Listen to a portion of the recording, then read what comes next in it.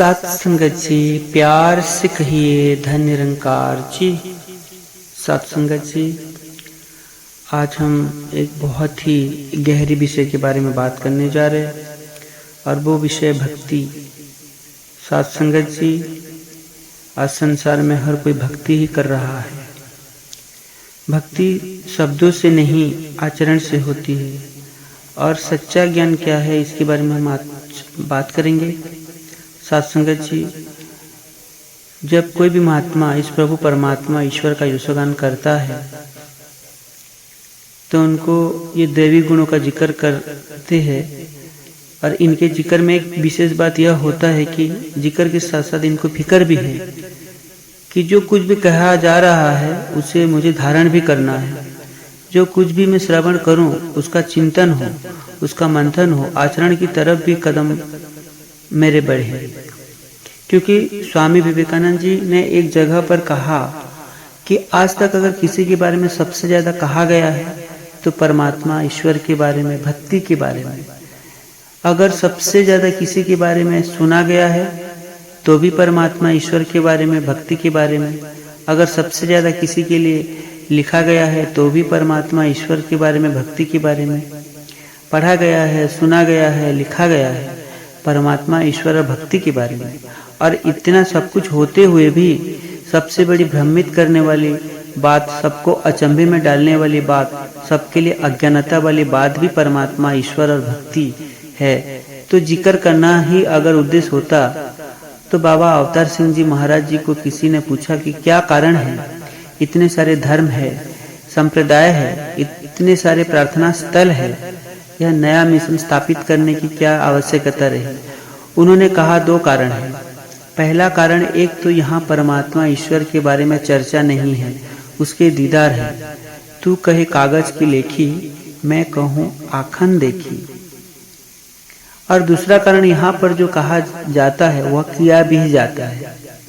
सत्संगत, लेकिन यह भी देखने में आता है कि कर्मों के पीछे लग लग के अगर ज्ञान हाथ से छूट जाए तो JRD सत्यार्थी साहब जितने दिन तक कहा एक बार कि महापुरुषों को कई बार देखने में आते हैं कि संगतों में आशीर्वाद मांगे जाते हैं कि मेरे कर्म अच्छे हो जाए, मेरे वाणी में उज्ज्वल आ जाए, मेरे जीवन में तब्दीली आ जाए, मैं अपने स्वभाव को छोड़कर इनके ज्ञान के प्रभाव को धारण करूं। आशीर्वाद मांगे जाते हैं। लेकिन सत्संगत शास्त्री जी ने कहा कि कर्मों के लिए आशीर्वाद मत मांगिए। अगर मांगना ही है तो ज्ञान को धारण करने की दात सदगुरु के चरणों में मांगिए, क्योंकि ज्ञान से ही कर्म का अस्तित्व है। ज्ञान से ही दैवी गुणों को जन्म मिलता है। प्रेम, नम्रता, सहनशीलता, विशालता, दया, करुणा, सद्भाव, एकत्व, स्थिरता, इन सारों दैवी गुणों का जन्म स्थान ही ज्ञान है। और जब यह ज्ञान को गुरु सिख संभाल लेता है तो कर्म अपने आप संभल जाते हैं, क्योंकि कर्म साया है और ज्ञान सत्संगत उजाला है। उजाले में जाने के बाद साये की तरफ देखने की जरूरत नहीं है, लेकिन गुरु सिख सत्संगत जी कर्मों की तरफ ध्यान देता है। और जब ज्ञान कब हाथ से निकल जाता है, ज्ञान का दामन छूट जाता है और फिर सत्संगत जी आशीर्वाद मांगते मांगते आयु निकल जाती है। 10 साल, 15 साल, 20 साल। इसलिए ज्ञान इंफॉर्मेशन नहीं है कि परिचय हो गया और ज्ञान हो गया। मनोरंजन नहीं है कि पता लग गया और सत्संग जीवन में उतर गया। ज्ञान मनोमंथन है। ज्ञान परिचय से लेकर पहचान तक का सफर है। ज्ञान इंफॉर्मेशन से लेकर के इंट्रोडक्शन तक जाने का सत्संगत जी एक प्रयास है। और जब वो इंट्रोडक्शन सत्संगत जी मुझे पता चल जाए, समझ में आ जाए, किसी एक महात्मा को मैं जानता हूँ, 1-2 बार सत्संगत जी उनसे मिला, नाम पता चल गया, कहाँ रहते हैं पता चल गया, क्या करते हैं पता चल गया। किसी ने आकर मुझे पूछा कि क्या उनको आप जानते हो, पहचानते हो। अब उस महात्मा के साथ 4-5 साल बिताए। वह मेरे घर पर आते रहे, मैं उनके घर पर जाता रहा। मैं टूर किए, कहीं संगत में गए, काफी बार मिलना जुलना हुआ। अब 5 साल के बाद वही सवाल, क्या उस महात्मा को आप जानते हो? तो फिर सामने से जवाब आता है, हाँ महाराज, मैं बहुत अच्छी तरह से जानता हूँ, यह बहुत अच्छी तरह से जानता हूँ। यह जो सत्संगत अनुभव है, यह अनुसरण या अनुकरण से नहीं आया, जब रिश्ता कनेक्टिविटी बनी तब सत्संगत जी उद्धार आए कि हाँ मैं बहुत अच्छी तरीके से जानता हूँ। मोहब्बत जिसे कहते हैं दोस्त, महसूस जिसे करते हैं समझा नहीं सकते, यह तो महसूस का सत्संगत जी सब्जेक्ट है, ज्ञान धारण करने का सत्संगत जी सब्जेक्ट है। और जब ज्ञान को मैं धारण कर लेता हूँ तो अपने आप ये सारे दैवी गुण सत्संगत जी एकत्रित हो जाते हैं, कहीं से लाने नहीं पड़ती कि प्रेम के लिए अलग प्रयास, नम्रता के लिए अलग प्रयास, सहनशीलता, विशालता, दया, करुणा के लिए अलग प्रयास नहीं। ज्ञान है तो विवेक है, विवेक है तो कर्मों में उज्जवल होता है। इसलिए कहा गया है कि जो बीत गए वो जमाने नहीं आते हैं, नए लोग पुराने नहीं आते हैं। और लकड़ी के मकानों में चिरागों को ना रखिए, लकड़ी के मकानों में चिरागों को ना रखिए। चिराग का मतलब होता है क्लेश, वैर, ईर्ष, द्वेष। लकड़ी के मकानों में चिरागों को ना रखिए, क्योंकि आजकल तो आग पड़ोसी भी बुझाने नहीं आते हैं। और यह प्यार की, भक्ति की, इबादत की मंजिल है, जरा संभल कर चलिए, क्योंकि उड़ते हैं होश तो ठिकाने नहीं आते। बस ज्ञान को संभाल लिया, ज्ञान मेरा जीवन संभाल लेगा, ज्ञान मेरे भक्ति को, इबादत को संभाल लेगा। सत्संगत ज्ञान को धारण करने से या समर्पित होने से सबसे ज्यादा फायदा किसे होता है? समाज को, परिवार को, मिशन को सबसे ज्यादा फायदा सत्संगत उस गुरु सिख को होता है। जैसे 7 से 9 की संगत मुंबई में मन संचालन सेवा कर रहे थे। एक महात्मा 7:01 पर एक महात्मा आए, हाथ में पर्ची दे दी और कहा, महात्मा जी मुझे एक आशीर्वाद सत्संगत से लेना है, मेरा नाम आप ले लीजिए।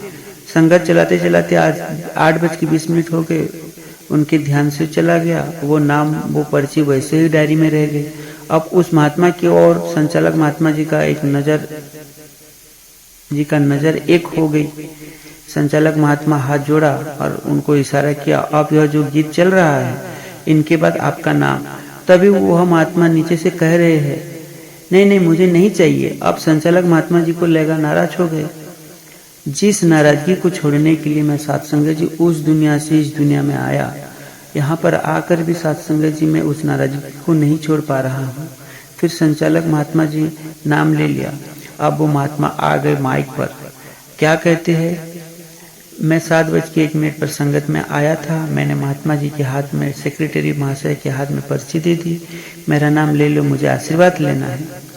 8:02 तक जब मेरा नाम नहीं आया और जब 8:20 पर मेरा नाम अनाउंस हो गया तो मैंने इनसे कहा कि मेरे नाम लेने की कोई ज़रूरत नहीं है, क्योंकि 7:01 से 8:20 की ये एक 1.5 घंटे की जो संगत सुनकर मेरे मन में यह भाव प्रज्वलित हुआ कि तन सदगुरु का, मन सदगुरु का, धन सदगुरु का तो मांगू मैं तो किसके लिए मांगू। और इसीलिए मैं इनसे कह रहा था कि मुझे आशीर्वाद अलग से मांगने की जरूरत नहीं है। इन्होंने जो मुझे ज्ञान दिया है उसमें सब कुछ सम्मिलित है, सारे दैवी गुण सम्मिलित है। इसलिए समर्पण ज्ञान का एक अंग है। ज्ञान आएगा, कर्म सत्संगत जी अपने आप उज्जवल हो जाएंगे। और समर्पण का फायदा सत्संगत जी सबसे ज्यादा पहले मुझे होगा। कोई एक इंसान 10वीं मंजिल पर खड़ा है, उसने एक खरबूजा, एक वाटरमेलन ऊपर से नीचे फेंक दिया, 10वीं मंजिल से नीचे आया, जब जमीन से टकराया सत्संगत जी बिखर गया। 10वीं मंजिल से आया था, उसका वजूद था, अस्तित्व था, बिखर गया। उसी इंसान ने एक छोटा सा एप्पल 10वीं मंजिल से फेंका। अब सत्संगत जी वो वाटरमेलन का जो इम्पैक्ट था वह एप्पल का नहीं है, 2 टुकड़े हो गए। बस उसी इंसान ने एक नींबू फेंक दिया। अब नींबू भी 10वीं मंजिल से आया, जमीन से टकराया, थोड़ी सी मिट्टी लग गई, थोड़ी सी क्रैक्स आ गए, थोड़ा नींबू पानी जो था वो लीकेज हो गई और कुछ नहीं हुआ, टुकड़े नहीं हुए। उसी इंसान ने छोटा सा काला तिल फेंका, उससे आकर ढूंढना पड़ा कि कहाँ गया। जैसे जैसे मैं अपने अस्तित्व को, अपने वजूद को इनके चरण में मिटा देता हूँ, मेरे जीवन पर सुख दुख, लाभ हानि, नफा नुकसान, अमीरी गरीबी, यहाँ तक कि जन्म और मृत्यु के भी इम्पैक्ट सत्संगत जी खत्म हो जाते हैं। कजा को ऐसा बांधा के अदा बना दिया और दर्द को इतना मसला की दवा बना दिया। और यूं तो पड़ी है जमाने में कई पत्थर, मुर्शद ने जिनको तराशा, तो उसे भी खुदा बना दिया। साथ संगत जी, कितने सारे महात्मा जूम मीटिंग चल रही थी और उस पर कोविड सेंटर में बैठे हुए थे और कह रहे थे, महाराज एक कोविड-19 नाम का एक मेहमान मेरे अंदर रह रहा है, या तो वह मुझे लेकर जाएगा या वह खुद निकल जाएगा, लेकिन मुझे लेकर गया तो यह शरीर लेकर जाएगा, नश्वर लेकर जाएगा। मेरा ईश्वर के साथ रिश्ता सत्संग जी वो खत्म नहीं कर सकता। कहाँ से आती है यह ताकत, कहाँ से आती है यह स्टेबिलिटी, कहाँ से आती है यह धैर्य, स्थिरता ज्ञान के एहसास से। इसीलिए सत्संग जी ये जो स्थिरता है, यह नहीं है कि गुरु सिख के जीवन में सत्संग जी इम्पैक्ट नजर नहीं आएगा, वो दुख में दुखी दिखेगा लेकिन अंदर शांत है। यह अभिव्यक्ति है भक्ति